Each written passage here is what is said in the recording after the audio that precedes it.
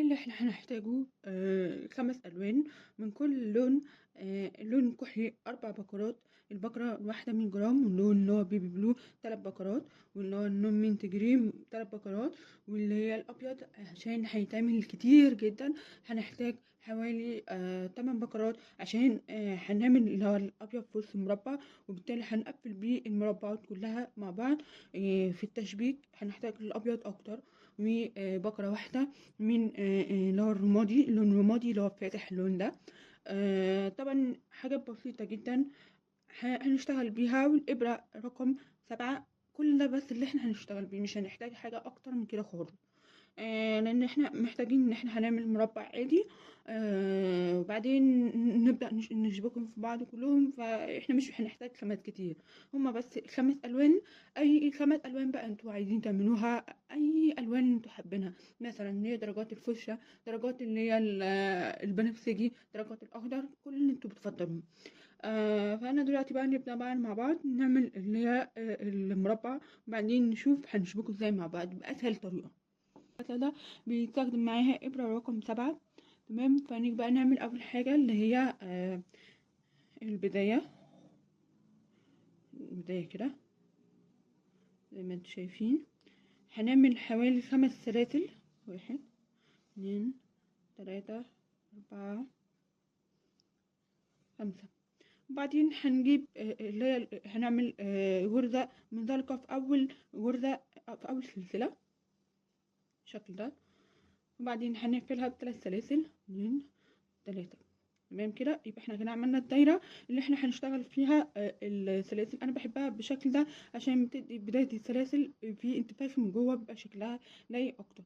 هعمل بقى عمودين بس،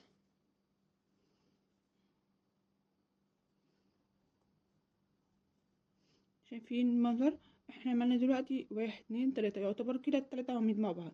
بعدين هعمل 3 سلاسل، وبعدين هعمل 3 عواميد،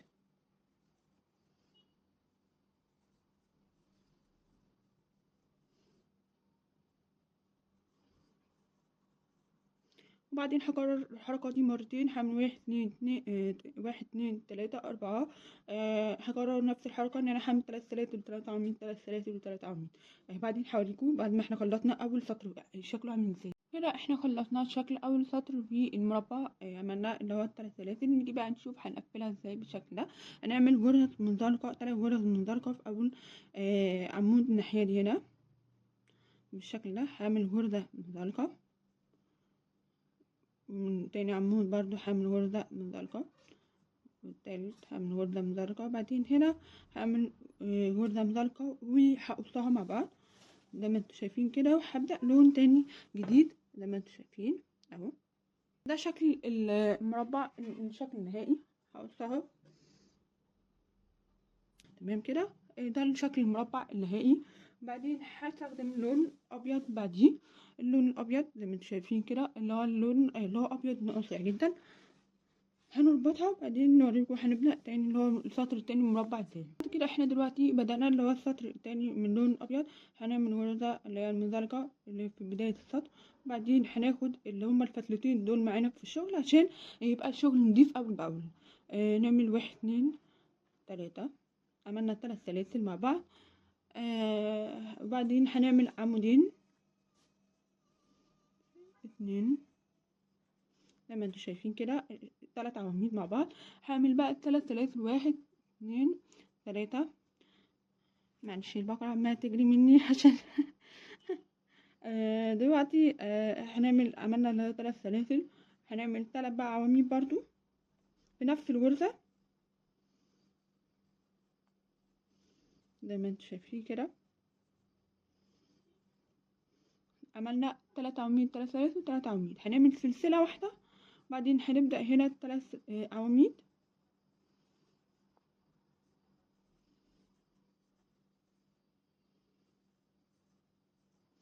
بعدين 3 سلاسل، وبعدين هنعمل 3 عواميد هنا وبعدين سلسلة وبعدين 3 عواميد وهكذا بقى نكمل بقى لحد نهاية السطر. وبعدين هنرجع بعد نهاية السطر نشوف بقى عامل ازاي. ودلوقتي احنا خلصنا السطر اللي هو التاني من اللون الابيض.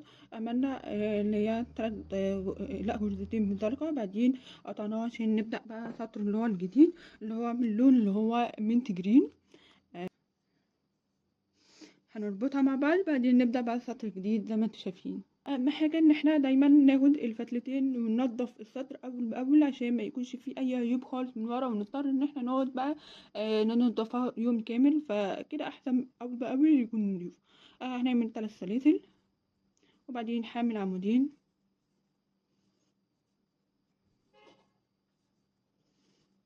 زي ما انتم شايفين كده يعتبر 3 عواميد. هعمل بقى 3 سلاسل وبعدين هعمل 3 عواميد برضو.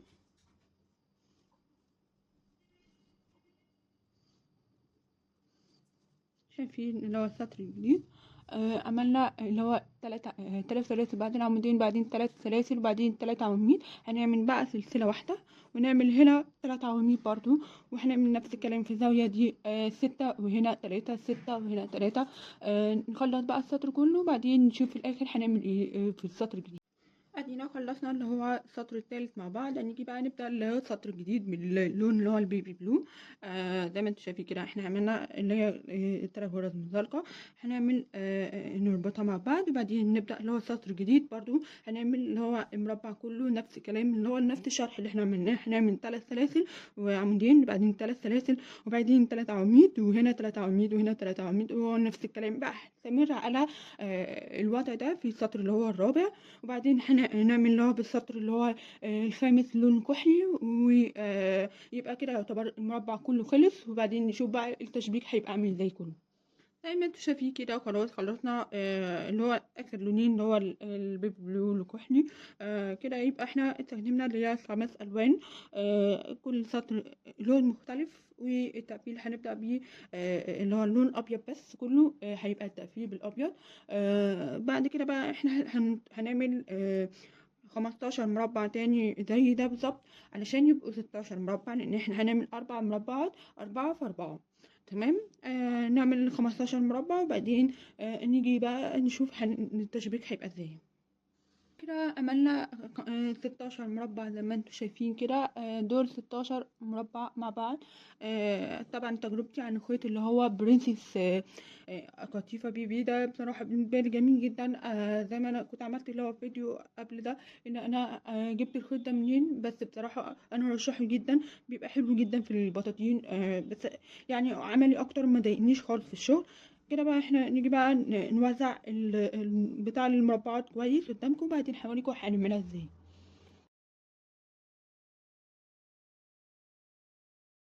احنا اول حاجه هنشتغل عليها نعمل 4 مربعات مع بعض. نيجي بقى نبدا اول مربع نحط بس المربعات فوق بعضها كده، وبعدين هنيجي نبدا بقى اول مربع مع بعض نشوف هنستخدمه ازاي او هنعمل الابيض ازاي مع بعض. هنعمل الاول الابيض هنربطه في الفتله دي وبعدين نبدا الشغل. بقى زي ما انتم شايفين كده انا هعمل الابيض 3 مرات. هعمل بالشكل ده زي ما انتم شايفين مربع كده. هعمل 1 بعد 2 3 واجي هنا هقف ب3 عواميد. نيجي بقى نشتغل في البداية. هنعمل 3 سلاسل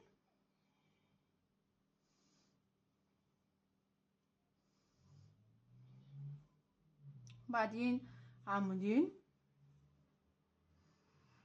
وبعدين 3 سلاسل. هناخد بس اهم حاجة الفتل من جوه.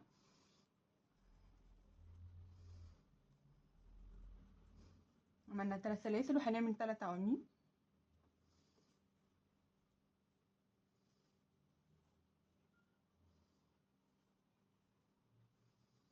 تمام كده. هنبدأ بقى مستمرين بقى على الطريقة دي. هنعمل 3 مرات 1 2 3 بعدين نيجي هنا بقى نشوف هنبدأ نعمل نلزقها في السطر الجديد ازاي. هنا احنا خلصنا مع بعض اللي هو السطر اللي هو الابيض زي ما احنا عملنا كده. قلنا هنعمل واحد بعدين اتنين وبعدين تلاتة. نيجي هنا بقى في اللي هي الحته اللي هي التالتة دي قلنا هنعمل التلات عواميد بس. تمام كده. نجيب بقى سطر اللي هو مربع جديد زي ما انتوا شايفين كده، هحطه الناحية جنبه كده، وهبدأ اشتغل بقى بالابيض برضو هنا عليه زي ما احنا شايفين كده. هنعمل 3 سلاسل. احنا عملنا اهو 3 عواميد زي ما انتوا شايفين. هنعمل 3 سلاسل كده، وبعدين نقلب المربع ونلزق المربع التاني الجديد فيه يبقى بالشكل ده كده. وبعدين هنعمل 3 عواميد في السطر الجديد ده، المربع الجديد. تمام. 3 عواميد كده شايفين كده قدامي. هنعمل 3 عواميد. ادينا عملنا 3 عواميد مع بعض. هنقوم جايين هنا قصاد دول دلوقتي 3 عواميد قصاد 3 عواميد تانيين دول. دلوقتي هنعمل هنا غرزة سقط، غرزة واحدة بس سقط كده. وبعدين هنعمل هنا 3 عواميد،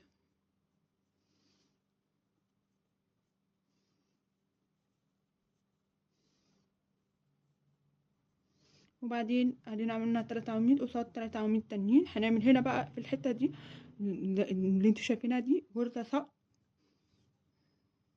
يعني احنا كده بنشتغل 3 عواميد الناحية دي، وبنشتغل هنا غرز سقط في الحتت دي بس. تمام. هنملاها مع بعض لحد ما نيجي اخر اللي هو الحتة اللي في الزاوية دي. ده احنا عملنا لحد في اخر الزاوية دي. هعمل هنا 3 عواميد. احنا عملنا 3 عواميد هنا. هنعمل سلسلة بس، سلسلة واحدة.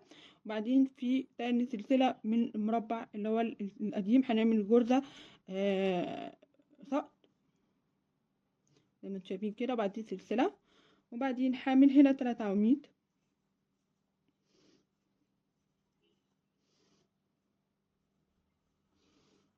وبعدين سلسلة. وبعدين هعمل هنا 3 عواميد،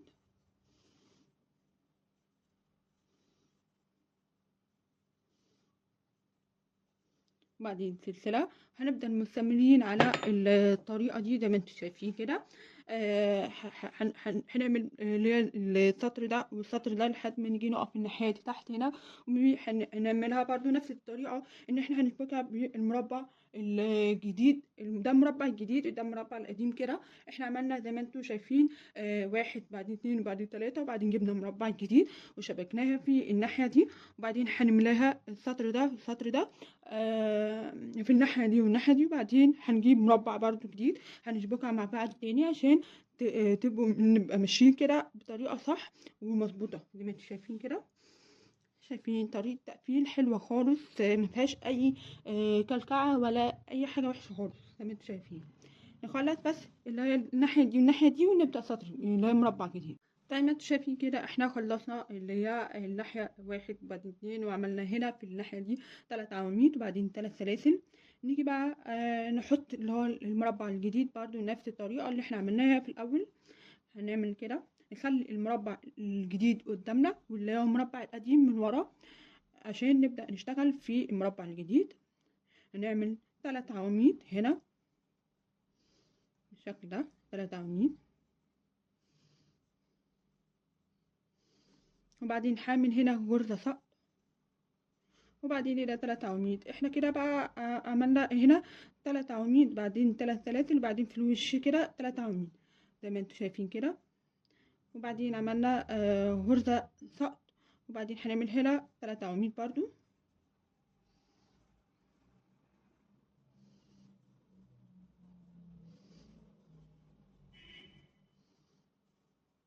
وبعدين هنعمل هنا غرزة سقط زي ما انتوا شايفين كده. هنفضل مستمرين وهنعملها بنفس الطريقة اللي احنا عملنا بيها المربع ده. هنعمل هنا 3 عواميد بعدين نعملها نقفلها هنا بغرزة سقط. هنستمر لحد فوق هنا بالشكل ده. وبعدين هنعمل هنا 3 عواميد وبعدين نقفلها بسلسلة، وبعدين نحط هنا غرزة سقط زي ما انتوا شايفين كده. دي هنقفلها بغرزة سقط، وبعدين هنعمل سلسلة تاني وهنعمل 3 عواميد هنا، ونستمر بقى بنفس الطريقة لحد ما نيجي في الزاوية دي، وبعدين هنبدأ سطر مربع جديد زي ما احنا عملنا دي. يبقى احنا كده عملنا 4 مربعات مع بعض جنب بعض كده زي ما انتوا شايفين. بعد ما نخلص المربع الرابع هوريكم بقى لحد ما نقف هنا في الزاوية دي هنعمل ايه تاني. كده احنا خلصنا تقفيل الاربع مربعات مع بعض. ده كده اللي هو اخر واحد. هنيجي عشان زي ما انتوا شايفين كده احنا ما عملناش اللي هي من تحت خالص اي حاجه من ابيض. هنيجي بقى نقلب المربعات كده عشان نخليها مظبوطه قدامنا زي ما انتوا شايفين كده.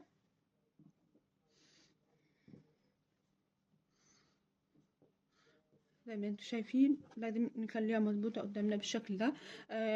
عملنا هنا اللي هو في الاخر الناحيه دي هنا 3 عواميد وبعدين 3 سلاسل، وهنعمل هنا 3 عواميد برضو كأننا بنقفل المربع العادي.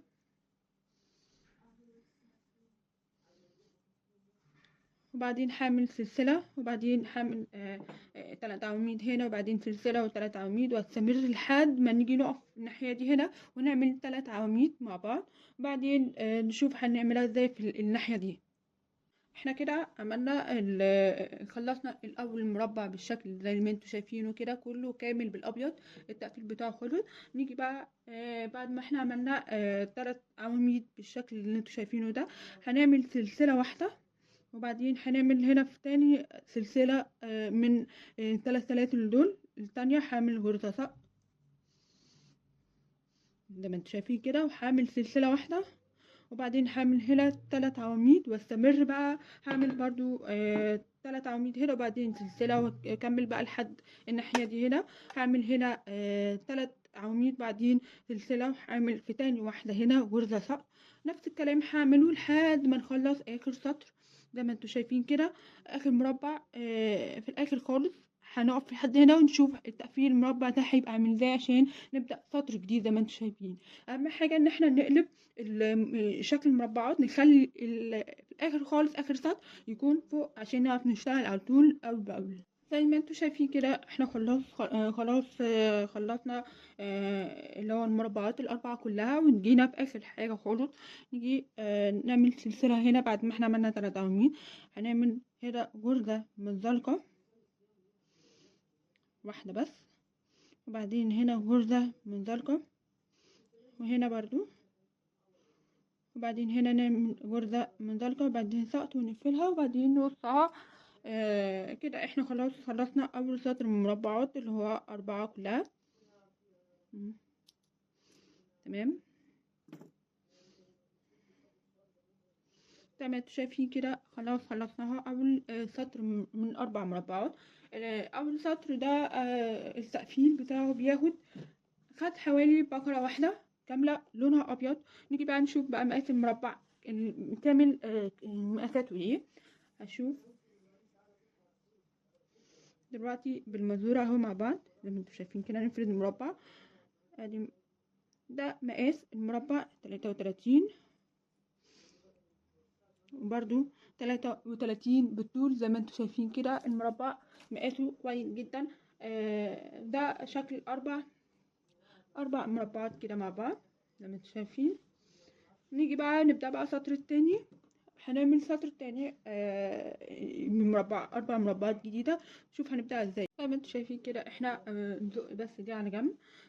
بدأنا مربع جديد في السطر اللي هو الثاني ده اللي هو السطر الثاني نبدأ فيه. هنعمل 3 عواميد يعني في البداية، بس هنعمل عمودين مع بعض، عمودين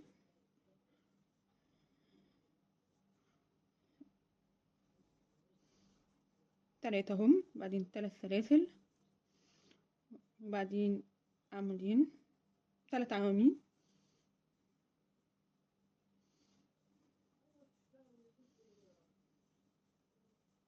زي ما انتوا شايفين كده هنفضل مستمرين بقى. هنعمل 3 عواميد في كل حتة لحد ما نيجي الناحية دي. هنعمل بس هنملى الناحية دي بس، الناحية اللي هي اليمين دي اللي هنملاها بس، وبعدين نيجي نبدأ نشبكها في السطر الأولاني. زي ما انتوا شايفين كده احنا دلوقتي عملنا اللي هو الناحية اليمين بس لحد ما طلعنا في الزاوية. عملنا 3 عواميد بعدين سلسلة واحدة.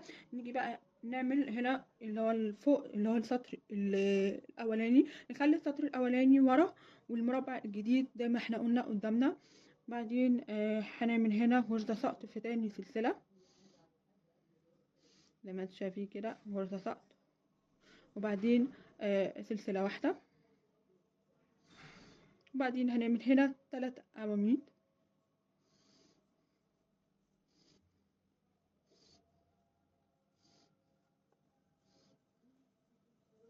وبعدين مش هنعمل سلسلة ولا اي حاجة، هنعمل هنا برضو غرزة سقط على طول، وبعدين هعمل هنا 3 عواميد، وبعدين هنا غرزة سقط، ونفس الكلام هنكرره في المربع كله. هنعمل 3 عواميد هنا وبعدين غرزة سقط الناحية دي لحد ما نيجي في الناحية الزاوية دي برضو هنعمل 3 عواميد هنا، وبعدين نشوف بقى هنشبكها ازاي هنا بطريقة شكلها نضيفة ومفيش اي كلكعة ولا اي حاجة خالص.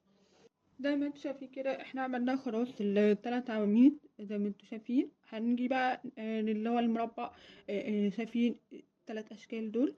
هنعمل هنا بعد ما احنا عملنا 3 عواميد هنعمل سلسلة واحدة، وبعدين هنعمل هنا في الناحية دي غرزة سقط بالشكل ده. شايفين اللي هو المربع اللي هو المربعين اللي فوق ده الناحية دي وده الناحية دي. هنعمل هنا بقى غرزة سقط هنا، غرزة سقط، وبعدين سلسلة واحدة، وبعدين هنعمل 3 عواميد الناحية دي،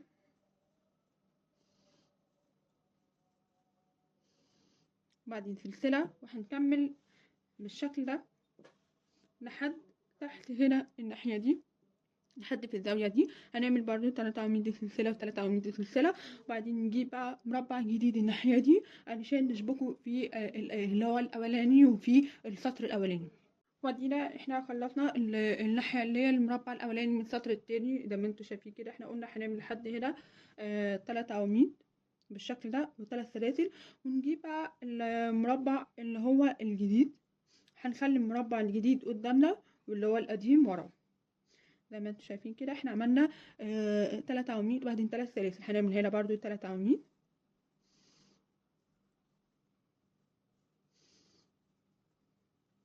وبعدين هعمل هنا غرزة سقط، وبعدين هعمل هنا برضو جنبها 3 عواميد،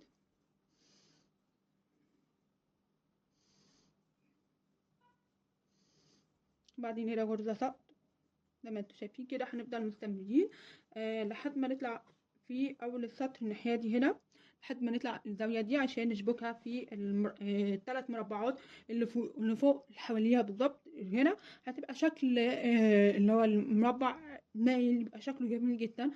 نيجي بس نخلص دي لحد ما نطلع هنا وبعدين نستمر التشبيك من فوق برضه. نيجي هنا خلصنا اللي هو الناحية اللي احنا قلنا عليها دي بالظبط كده. هنعمل سلسلة واحدة هنقفلها بسلسلة زي ما انتوا شايفين كده. نكبرها عشان تشوفوها اكتر بالشكل ده. عملنا سلسلة واحدة، بعدين نجيب بقى هنا هنعمل في الناحية دي زي ما انتوا شايفين كده. الناحية دي هعمل غرزة سقط، بعدين سلسلة، وبعدين 3 عواميد هنا زي ما انتوا شايفين كده 3 عواميد، وبعدين هعمل سلسلة واحدة. لا مش هعمل سلسلة، معلش هي غلطة بس مني. عملت 3 عواميد دلوقتي، وبعدين هعمل غرزة سقط هنا في السطر اللي هو المربع اللي فوق زي ما انتوا شايفين كده. شايفين شكل الغرزة عاملة ازاي؟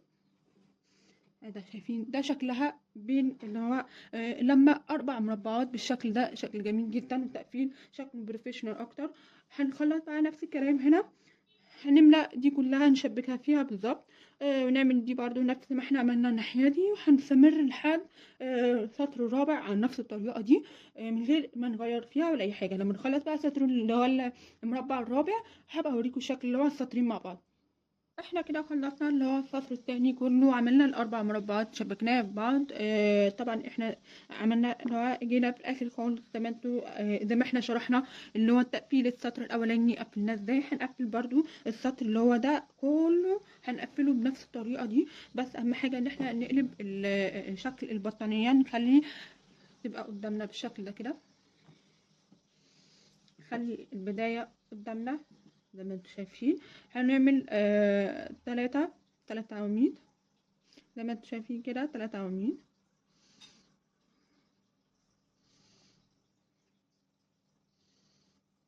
وبعدين سلسلة، وهنستمر بنفس الطريقة كلها لحد ما نعمل السطر ده كله. كل ده هنستمر بنفس الطريقة.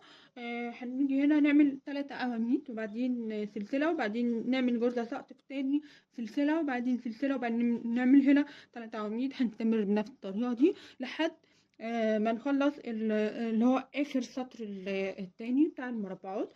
زي ما انتوا شايفين كده، ده طريقة التشبيك بتاعت البطانية. بالنسبة لي دي أحسن طريقة وأنضف طريقة، بتبقى بتخلي شكل البطانية شكلها بروفيشنال وجميلة جدا. هنعمل نفس الكلام، هنكرر نفس الطريقة في اللي هو السطر الثالث والرابع بتاع المربعات، من غير أي تغيير ولا أي حاجة خالص. هنستمر بنفس الطريقة، وبعدين هوريكم بقى الشكل النهائي بتاع البطانية دي، وأتمنى تكونوا استفدتوا من الطريقة دي. وأخيرا خلصنا البطانية زي ما انتوا شايفين، شكلها جميلة جدا، التقفيل شكله حلو قوي. الفرق المسافة بين كل مربع مخليه شكلها جميل، شكل نجمة كده في النص بين الأربع مربعات. بصراحة اللي هو البطانية دي حلوة جدا، الخيط ده جميل جدا جدا، مخدش من وقت خالص ولا حتى ضايقني خالص في الشغل. والألوان بتاعته حلوة وباينة أكتر زي ما انتوا شايفين.